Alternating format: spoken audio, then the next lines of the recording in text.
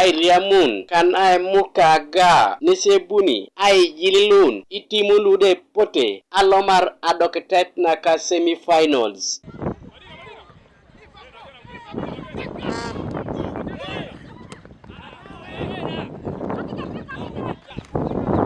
Amunye late ding angorun Olila Women's Football Club keda Maroon's FC Maroon's Women's Football Club nese ponio ai tolot koto malaro da amunye late ko Luzira ko Kampala sifu pande tutolo Olila Women's Football Club nese jamu nebe e kapakina kesi ai telekar ai riamuno ngin kwapeda ite kintorngesi e kopolo apolon. As Olila, we have a small number of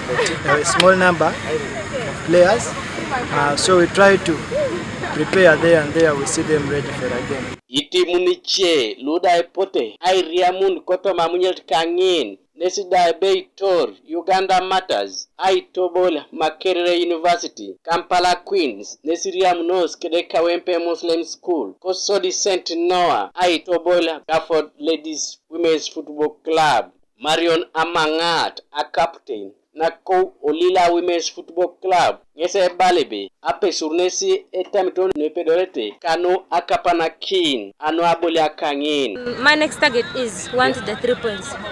A must win in order for us to get back to the competition.